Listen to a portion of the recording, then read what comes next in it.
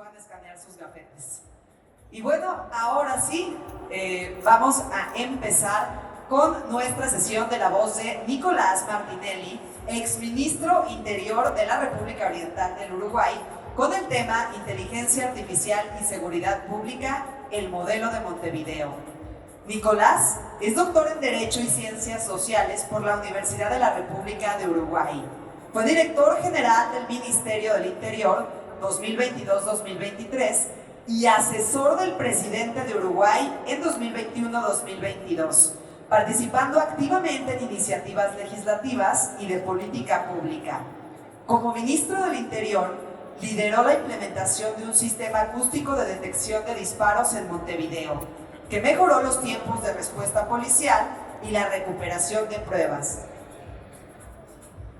En 2024 amplió su cobertura e integración tecnológica, fortaleciendo la seguridad ciudadana mediante herramientas innovadoras de aplicación de ley.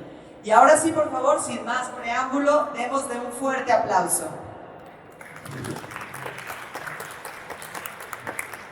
Muchas gracias. Buenas tardes, buenos días, perdón, para todos. La verdad que es un verdadero placer estar hoy acá en esta magnífica Expo Seguridad. Y como recién les adelantaba, la idea es contarles cuál ha sido la experiencia de Uruguay en la aplicación de inteligencia artificial y de tecnología en general. Y sobre todo contarles también acerca de un enfoque, el enfoque dual, que fue un enfoque para nosotros vanguardista en materia de aplicación de seguridad pública. Pero antes vamos a hacer un poquito de historia.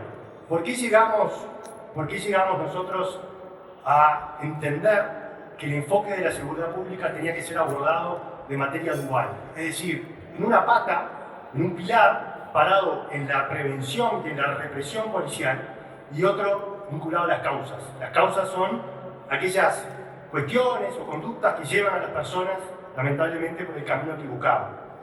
Y, naturalmente, que hay que abordarlas, hay que trabajar sobre ello, como pueden ser las adicciones a las drogas, como puede ser, por ejemplo, la falta de educación, la falta de oportunidades laborales, salud mental. Es decir, hay un montón de cuestiones que, si no son atendidas por el Estado en tiempo y forma, después, lamentablemente, en muchas ocasiones, llevan a que las personas se inclinen por el camino equivocado de la vida y comiencen a delinquir. Pero ¿qué pasaba en Uruguay? Vamos a hacer un poco de historia. Uruguay, en el año 1985, retomaba el camino democrático, después de 12, 13 años de dictadura. Y durante el año 85 hasta el 2005, gobernaron los partidos tradicionales, los partidos fundacionales de Uruguay. Y se pararon básicamente en una mirada más represiva de la seguridad pública. Que está bien, la represión tiene que estar, es parte del menú de opciones que tiene la policía. Disuasión, prevención y represión. Pero naturalmente que eso por sí solo no es suficiente.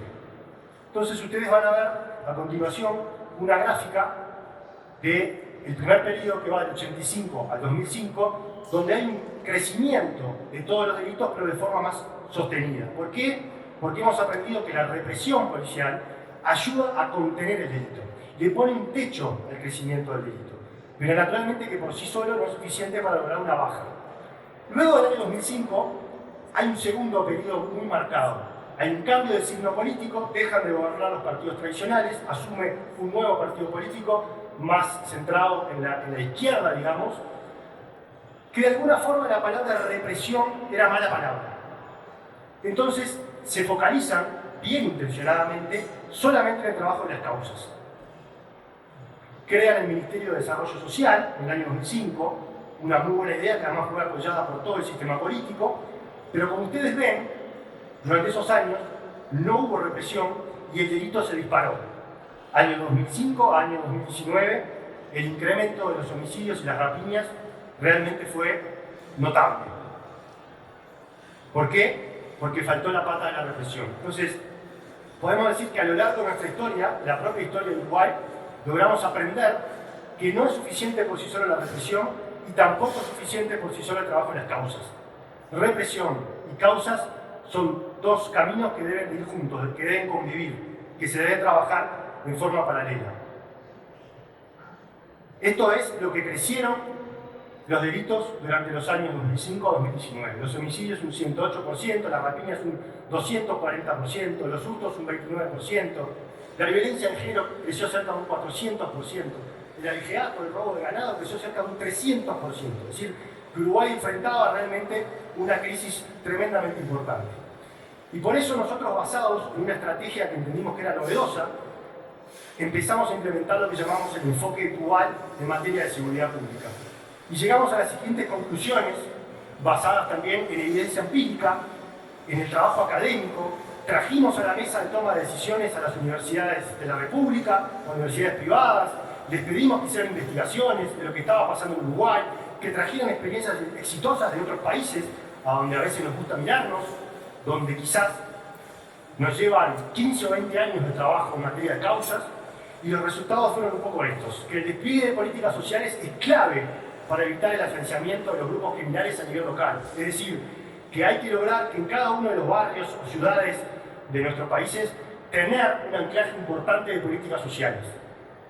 El anclaje de políticas sociales ayuda de alguna forma a evitar que se afiancen grupos criminales, o si hay grupos criminales, que estos se expandan.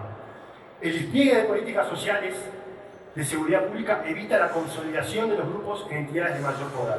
Pero la alta presencia del Estado no previene el surgimiento por sí solo de organizaciones criminales, pero hasta el momento las contiene y evita que se expandan. Entonces, nuevamente, basado en este enfoque dual, es que empezamos a trabajar en dos líneas muy robustas. Por un lado, lo que tenía que ver con el trabajo en causas, la rehabilitación. Yo soy un convencido de que todo lo que sucede dentro de las cárceles tiene un efecto fuera de ellas. Por lo tanto, de alguna forma, cuando el Estado no logra dar ayuda suficiente para que las personas puedan trabajar sus adicciones, estando fuera de centros de rehabilitación, que no pueda abordar las problemáticas de salud mental, que la educación está expulsando más chicos de los que estaba trayendo. De alguna forma, entonces, cuando esas personas terminan de vuelta en un establecimiento penitenciario, es como una segunda oportunidad que se da al Estado de volver a trabajar con estas personas. Y por eso nosotros hicimos mucho hincapié y mucha fuerza en los trabajos de rehabilitación dentro de los establecimientos penitenciarios. Establecimos un plan que le llamamos de dignidad carcelaria, que era generar una reestructuración en toda la infraestructura edilicia de las cárceles para que tuvieran mejores condiciones. Es muy difícil trabajar sobre la rehabilitación de personas privadas de libertad si realmente viven en forma indigna. Por supuesto que son trabajos a largo plazo. Voy a mencionar muchas veces la palabra política de Estado. Me refiero a programas, proyectos o planes piloto que deben perdurar en el tiempo más allá del periodo de gobierno de un partido político en particular. Por eso me gusta hablar de políticas de Estado, porque sobre todo cuando uno trabaja en materia de causas, los efectos positivos de esos trabajos en las causas tardan muchos años. Si yo quiero hacer una reforma educativa, los resultados de esa reforma educativa me pueden llevar 15 o 20 años. Por lo tanto, también eso es muy importante, que al mismo tiempo que uno trabaje en las reformas, también trabaje en la represión policial. ¿Por qué? Porque le da tiempo, la represión, como mencionaba anteriormente, contiene el avance del delito y le da tiempo al trabajo en las causas para que empiece a dar sus buenos resultados. Yo mencionaba hace un rato que en el año 2005 se creó el Ministerio de Desarrollo Social, pero desde el año 2005 hasta el año 2020 el Ministerio de Desarrollo Social no tenía participación dentro de los institutos de rehabilitación, es decir, dentro de las cárceles.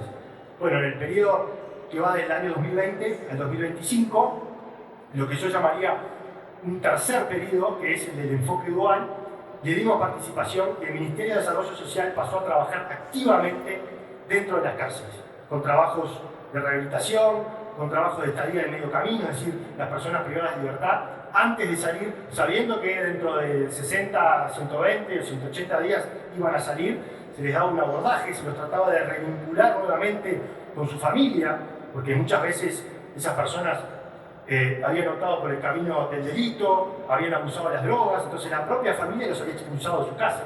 Ahora terminaban presos, estaban por volver a salir, pero no tenían nada, no tenían a quién recurrir, no tenían una casa donde ir. Entonces terminaban de vuelta en situación de calle. Y eso era un problema, que era un círculo vicioso que nunca terminaba de romperse.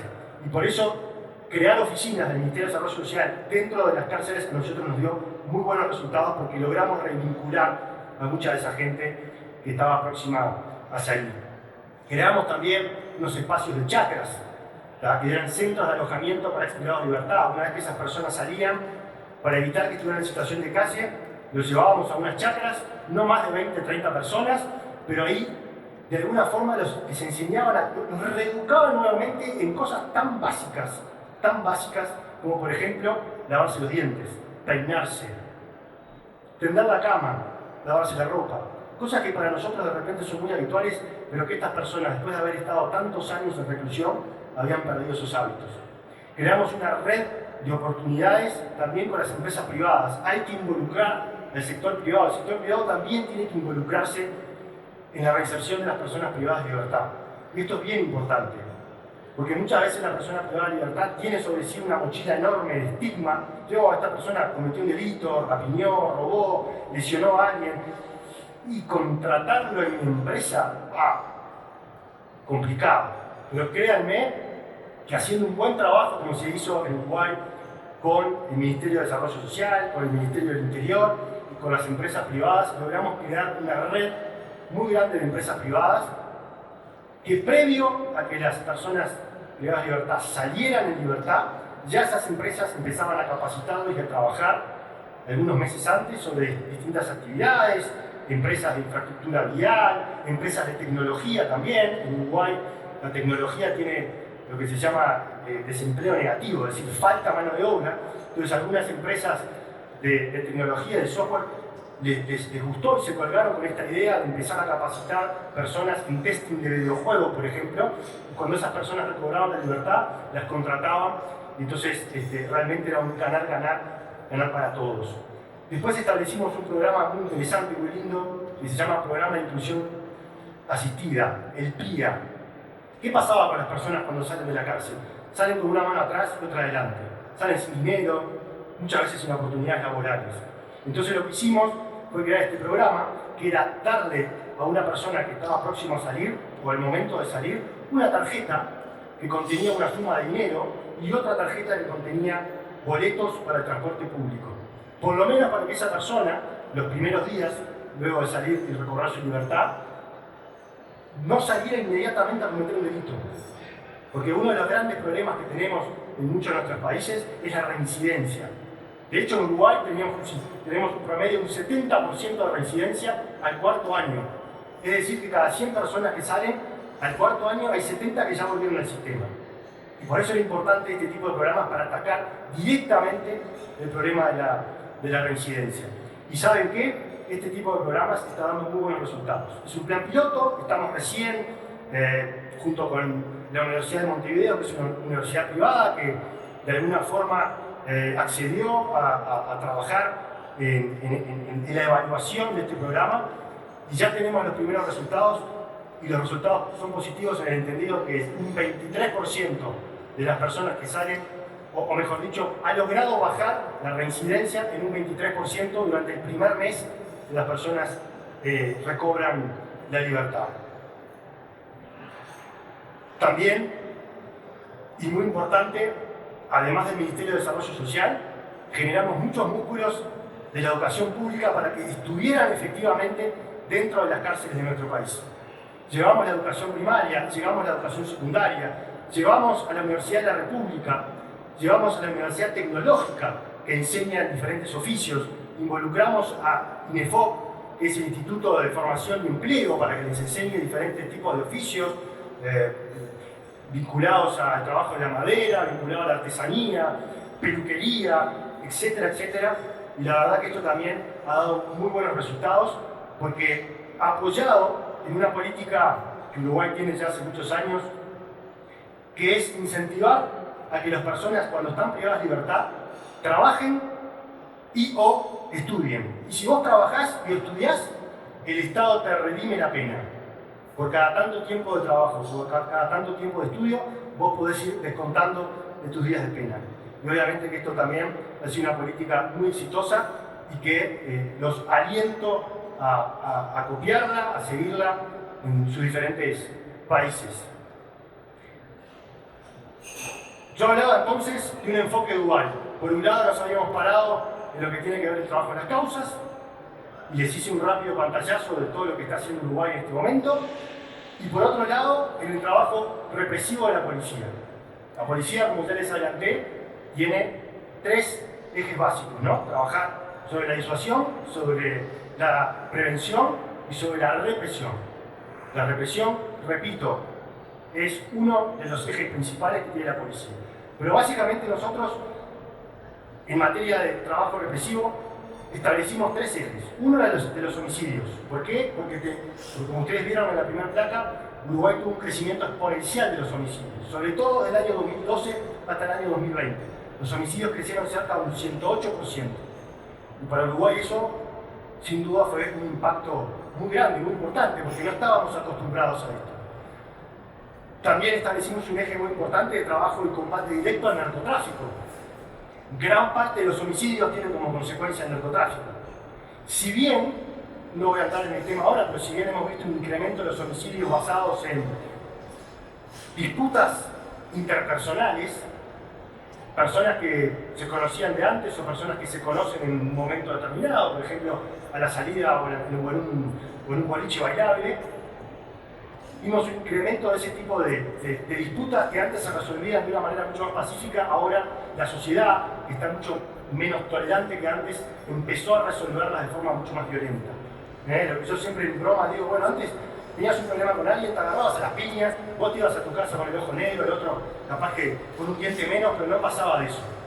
Bueno, hoy por hoy, lamentablemente, esos problemas los estamos resolviendo de mucho más violentos. Uno saca un cuchillo, el otro saca un revólver y termina con resultado homicidio. Hay un caso bien paradigmático que me pasó a mí mientras yo fui ministro. Una persona sale a una plaza pública a pasear un perro, otra persona estaba paseando un gato, el gato y el perro se pelearon.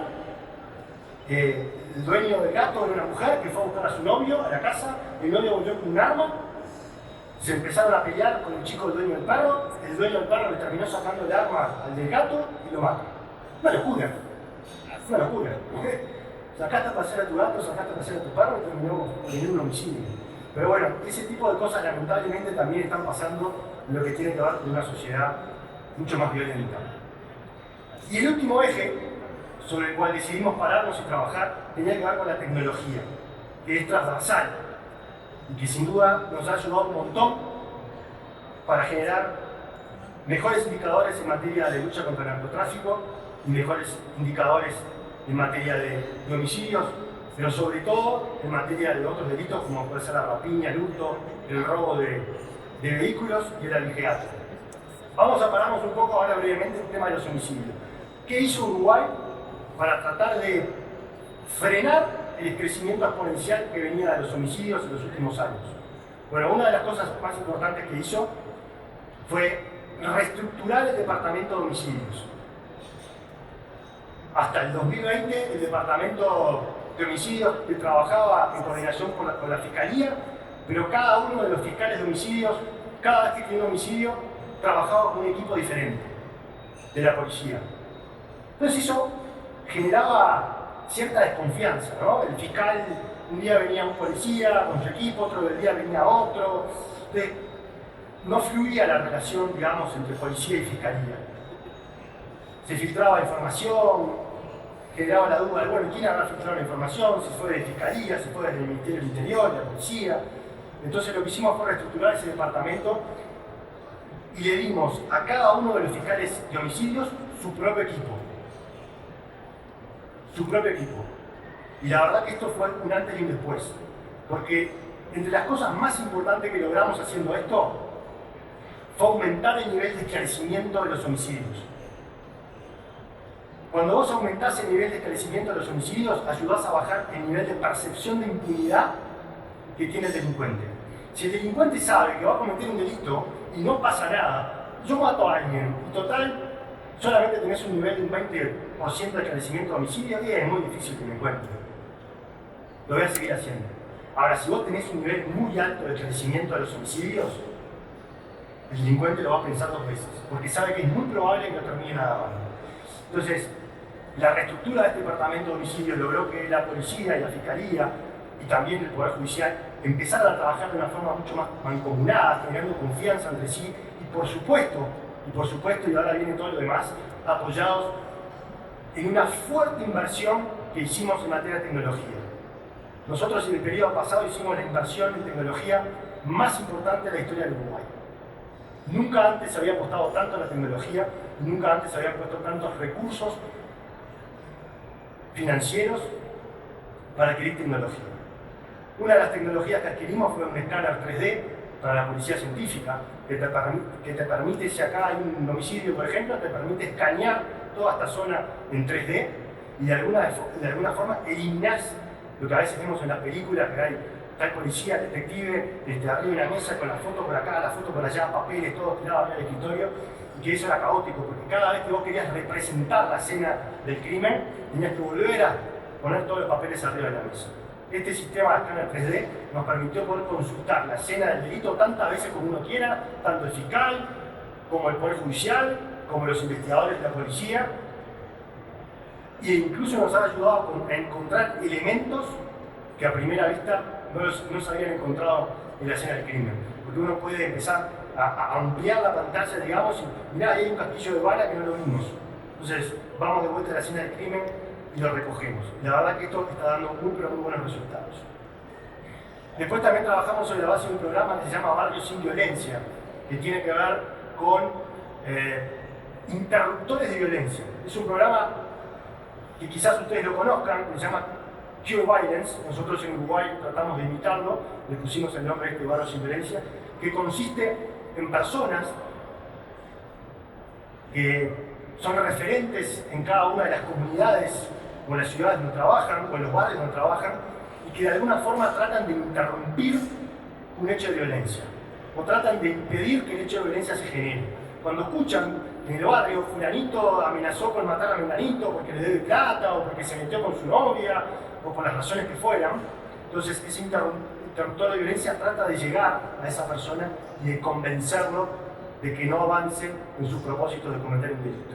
Porque todos sabemos que cuando se produce un homicidio es muy probable que ese homicidio sea vengado, y eso nos lleva a un segundo homicidio, y el segundo homicidio a un tercer homicidio. Entonces, en algún momento tenemos que lograr interrumpir ese foco de violencia. Y este también es un programa que lo empezamos a implementar en Uruguay, en 4 o 5 barrios de contexto complejo, digamos, donde había niveles altos de violencia y que está dando muy buenos resultados. Es cierto que a veces es difícil medir los resultados de este tipo de programas porque uno no sabe lo que evita. Uno no sabe si cuando fue a hablar con esa persona que tenía intención de dañar a otro y lo convenció de que no lo haga, esa persona efectivamente hubiera cometido el delito. Pero en definitiva, las experiencias que nos cuentan los chicos que están trabajando en este programa son realmente muy conmovedores. Y después también, otro de las tecnologías más vanguardistas que incorporamos en la pasada administración tiene que ver con un sistema de detección de disparos que se conoce como el ShotSpotter. Para nosotros fue también un cambio de paradigma tremendamente importante, porque de alguna forma, como yo les llamo, le dimos entrada a una segunda generación de tecnología. La primera generación de tecnología tiene que ver con la posibilidad de instalar cámaras de videovigilancia, ¿no? De ver, el sentido de la mirada. Con el ShotSpotter incorporamos ahora los oídos. La policía no solo puede ver, sino también puede escuchar lo que está pasando. Y realmente haber incorporado este sistema para nosotros fue un enorme acierto, porque nos ha permitido, como les voy a mostrar más adelante, no solo salvar vidas, sino también llegar a tiempo a lugares donde se están cometiendo delitos, llegar más preparados de lo que se llegaba en anteriores oportunidades. Pero antes de instalar este sistema de control de disparos, obviamente que teníamos que capacitar a la policía, saber si estábamos preparados para este tipo de tecnología. No tiene absolutamente ningún sentido de que a mí desde el centro de comando de la policía me alerten de que hubo un disparo en tal barrio, si yo no tengo posibilidad después de llegar rápidamente con un patrullero, con un equipo de choque a ese lugar para tratar de prevenir lo que está pasando. Entonces nosotros teníamos que hacer también un análisis interno en nuestro ministerio para ver si teníamos la capacidad de respuesta para sostener un sistema tan vanguardista como este. Pero también tuvimos que empezar a capacitar a los profesionales del sistema judicial, a los fiscales, a los jueces. ¿Por qué? Para que pudieran utilizar este tipo de tecnología como evidencia. Yo siempre cuento la anécdota de cuando en Uruguay empezaron a llegar las primeras cámaras de videovigilancia y los jueces eran muy reacios a utilizarlas, ¿no? Por aquello de que de alguna forma invadía la intimidad de la persona, entonces no se utilizaban mucho las cámaras de vigilancia como prueba. Sin embargo, hoy en día prácticamente no hay ningún juez o ningún fiscal que no te pida cámaras o la filmación de una cámara de seguridad para formalizar a alguna persona. Entonces, cada vez que o que la policía adquiere nueva tecnología, siempre es bien importante tratar de darle a conocer a absolutamente todos aquellos que van a estar interviniendo, digamos, de alguna forma en el proceso punitivo del Estado, llámense la policía, llámense fiscales, llámense jueces. Porque después esto facilita el uso de esa tecnología como forma de evidencia. Acá les voy a contar uno de los casos de éxito del ShotSpotter, del sistema de detección de disparos. Este fue uno de los momentos más difíciles que me tocó a mí como ministro del Interior. Incluso hasta el día de hoy me emociona mucho hablar de este tema. Y que fue la muerte de un policía en un operativo en uno de los barrios complicados de Uruguay. Se estaba haciendo un control de rutina, de repente se escuchó una ráfaga de disparos y una de las balas entró entre la cintura y el chaleco de uno de los oficiales de la policía y el oficial murió. El ShotSpotter hacía no más de 2 o 3 meses que estaba funcionando. Esto fue en febrero de 2024 y creo que el ShotSpotter arrancó a funcionar en diciembre del 2023. ¿Y saben una cosa? Esta fue la primera vez que la Fiscalía y el Poder Judicial utilizaron el sistema de detección de disparos como evidencia. Y gracias a este sistema que logró identificar en forma precisa el lugar donde había salido el disparo, se logró obtener una orden de allanamiento de una finca, de una casa. Cuando la policía entró, encontró el arma que se había usado para este lamentable hecho. ¿Y por qué la Fiscalía utilizó esto como prueba y por qué el Poder Judicial lo aceptó? Porque se hizo un trabajo previo, como yo decía antes, de capacitación de jueces y fiscales sobre la bondad de este sistema y que los jueces y los fiscales entendieron que era un sistema que daba las garantías suficientes como para poder pedir órdenes de allanamiento en los casos que eso lo ameritara. Este es otro ejemplo. Durante varias semanas se detectaba que de una finca se realizaban disparos, ráfagas de disparos. La policía tenía exactamente localizadas de qué casa salían esos disparos gracias a la precisión de este sistema de detección de disparos. Días antes, lamentablemente, había muerto otro policía en el mismo barrio del policía anterior. No iba vestido de policía, lo quisieron rapiñar, hubo una disputa entre el policía y sus asaltantes que terminó con resultado muerte.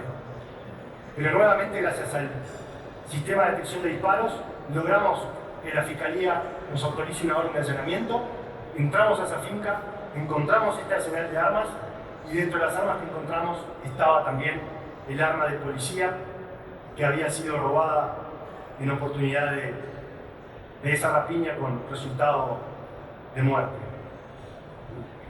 Voy a aprovechar a tomar un poquito de agua y mientras tanto les voy a dejar un video sobre la presentación de este sistema de disparos que hicimos en Uruguay.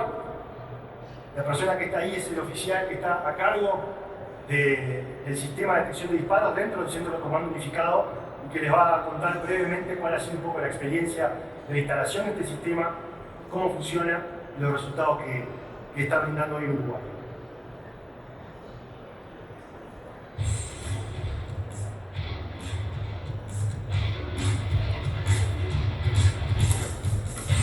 El sistema ShotSpotter es un sistema de inteligencia artificial Policial Acústica, que se encarga de escuchar todo lo que son los sonidos de disparos de armas de fuego que se realizan en zona urbana y emitir una alerta en tiempo real a nuestro centro de comando codificado. ¿Dónde y cuándo se están efectuando disparos de armas de fuego?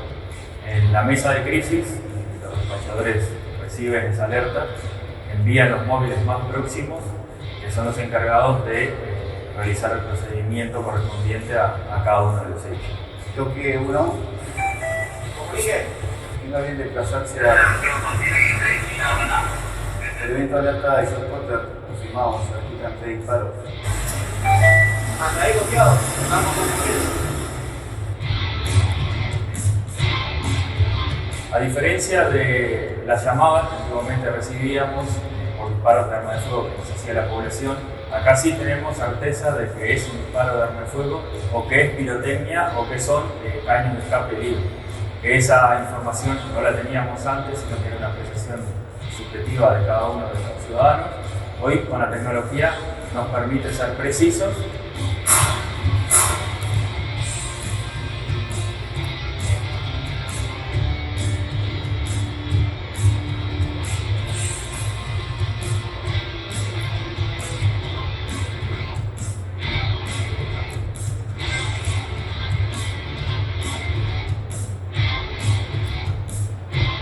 Nos ha permitido detener a muchos individuos con el uso de armas de fuego. Hemos realizado traslados de heridos, lo cual con éxito se evita lo que es el fallecimiento de estas personas. Y luego, lo más importante es proporcionar a la justicia elementos, indicios o evidencias para el esclarecimiento de cada uno de estos hechos.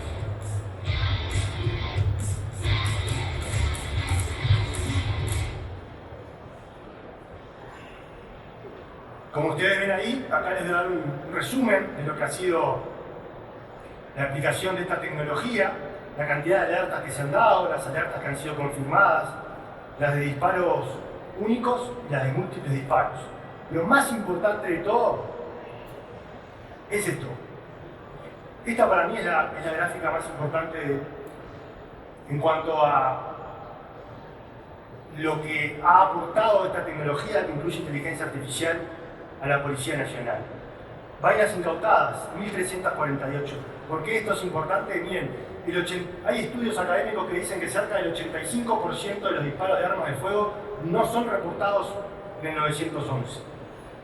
Entonces nadie acude, la policía no va, la policía científica no va, y hay un montón de evidencia que se pierde por el camino.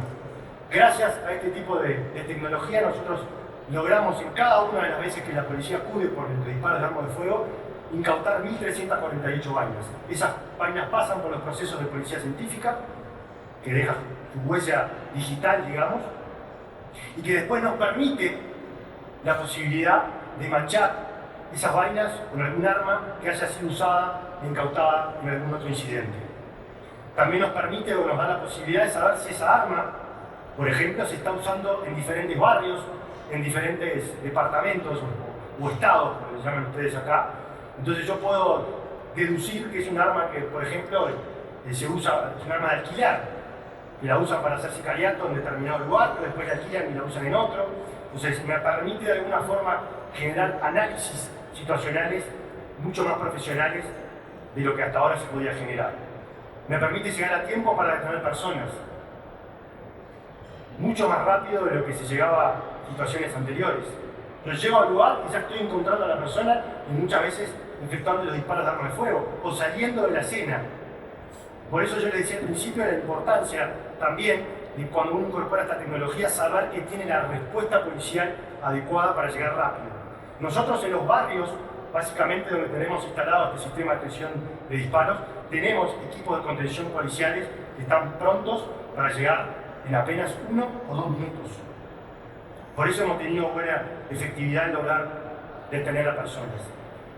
Víctimas trasladadas. Este es otro dato muy importante. Yo les hablaba al principio de que Uruguay había tenido una escalada importante de homicidios y que este tipo de tecnología, que capaz que uno la ve simplemente como de detección de disparos, también como uno acude rápidamente, nos ha ayudado a salvar vidas.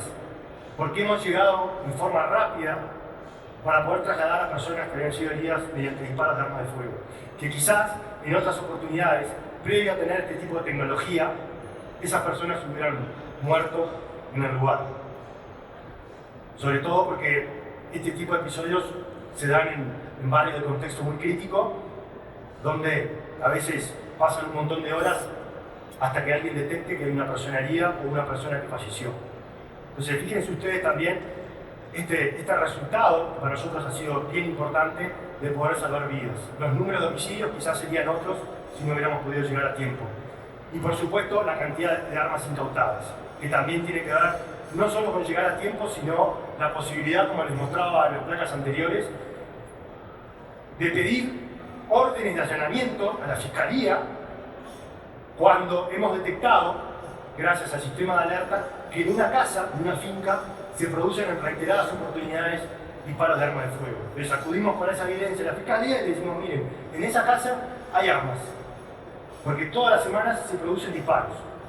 Le pedimos una orden de allanamiento. Autoricen nuestra orden para saber si las armas que se disparan ahí son armas que están debidamente registradas o son armas ilegales y por lo tanto hay que incautarlas. Acá un poco lo que yo les mencionaba, el traslado de la vida, la incautación de armas y las pruebas fundamentales para el sistema judicial. Combate al narcotráfico.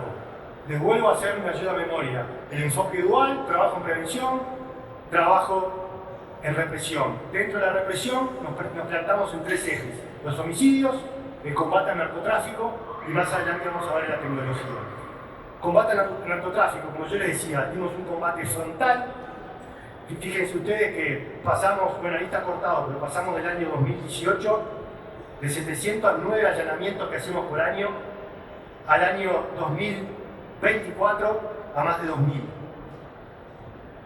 Casi que triplicamos la cantidad de allanamientos y de bocas desarticuladas durante la última gestión de gobierno. Incautaciones, lo mismo. Pasamos de un promedio anual de 1.400 o menos de 1.480 que había en el periodo anterior. Ahí no está la gráfica de los años anteriores, pero más o menos había un promedio de incautación de cocaína de unos 1.000 y 1.100 kilogramos por año a cerca de 2.000. Y lo mismo lo de la pasta base.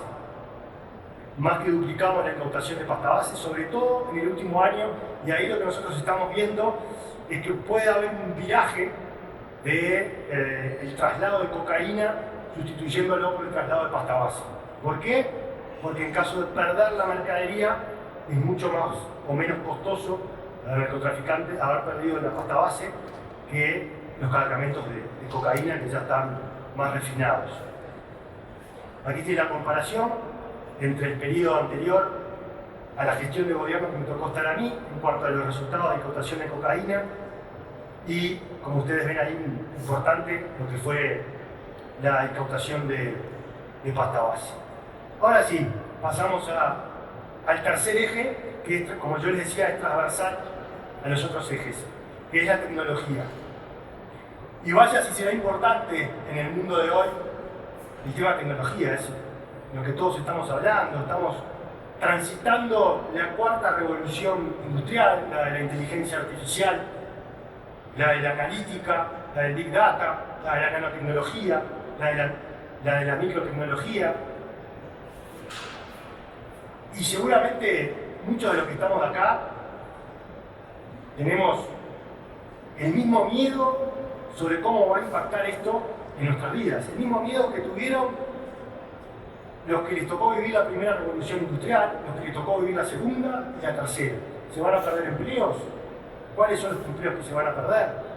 Hay ansiedad. Cuando uno mira en el corto y mediano plazo no sabe qué es lo que va a pasar. Pero déjenme decirles que en cada una de estas revoluciones industriales pasó exactamente lo mismo. Siempre hubo miedo, siempre hubo ansiedad de lo que iba a pasar y siempre hubo pérdida de empleo, pero generación de nuevos puestos de trabajo y de nuevos empleos. Y esta no va a ser la excepción. Lo que sí diferencia a esta revolución industrial de las otras es la velocidad con la que avanza. Fíjense ustedes que hay cerca de 750 millones de personas que todavía no tuvieron la posibilidad de disfrutar de la segunda revolución industrial, que no tienen luz eléctrica. Hay cerca de un tercio de la población mundial que todavía no ha podido disfrutar de la tercera revolución industrial, la de los ordenadores, la del Internet. No tienen acceso a Internet. Hay cerca de un tercio de la población que tampoco tiene acceso a un aparato de celular móvil. Y una de las preguntas más importantes que nos vamos a tener que hacer es: ¿estamos dispuestos a ceder de nuestra intimidad para tener más seguridad y por lo tanto más libertad? Porque el concepto de libertad y el concepto de seguridad están estrechamente vinculados.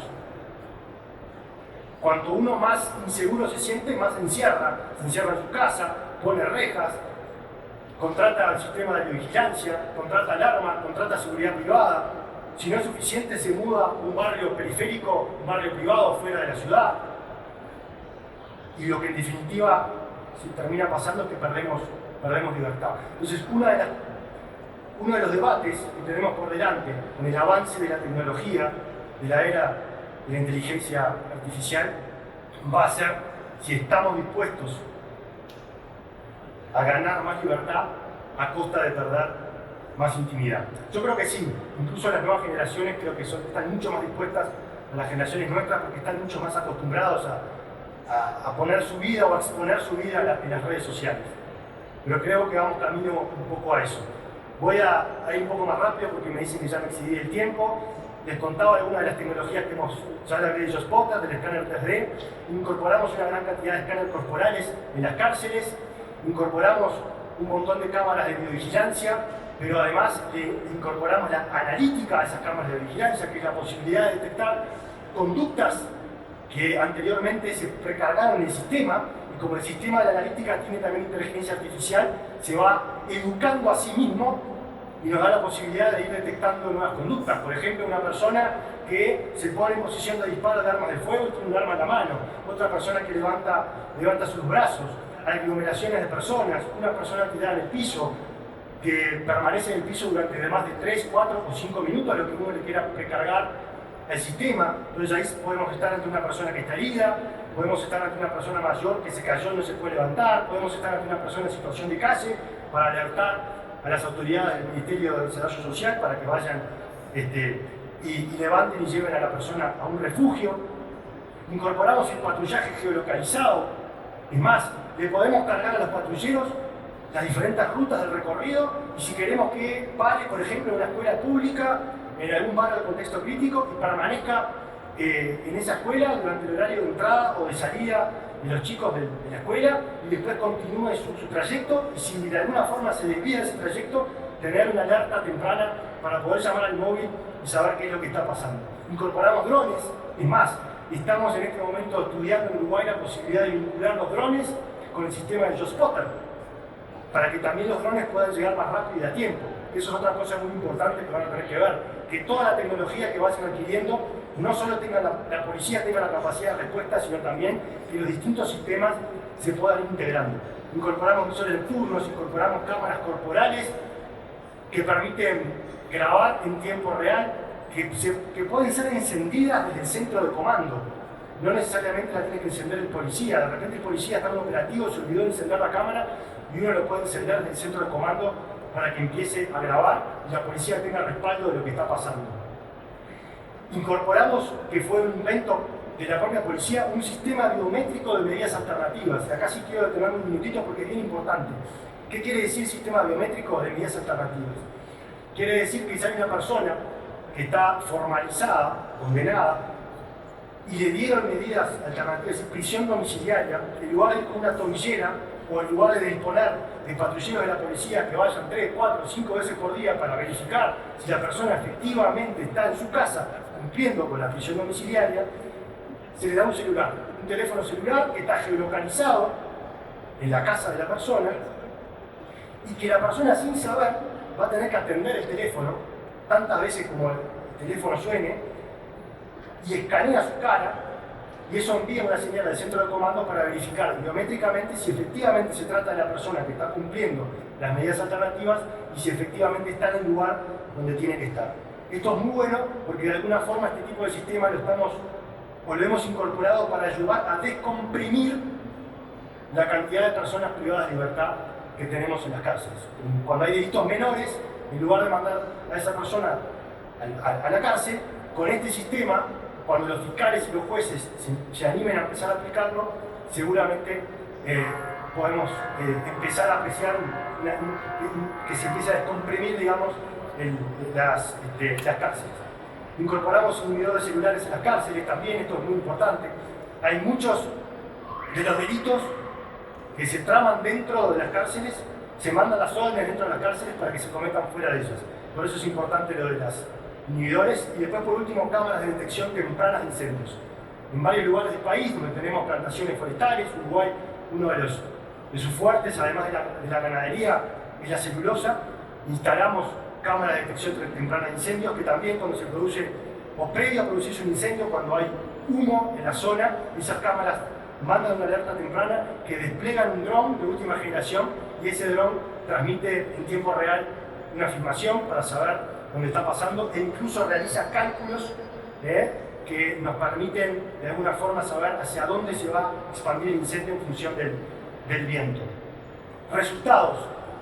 Después de aplicar todo esto que yo les he mencionado, el trabajo en homicidios, una fuerte impronta con el narcotráfico, la incorporación histórica en materia de tecnología y el trabajo en las causas, enfoque dual, logramos bajar en comparación con el periodo anterior poco más del 4% de los homicidios, un 23% de los hurtos, un 43% de las rapiñas y casi un 60% del abigeato, que es el robo de ganado, que en un país como Uruguay, básicamente agropecuario, esto era un flagelo tremendamente importante y hoy prácticamente el tema del robo de ganado salió de la agenda, ya casi que no se habla.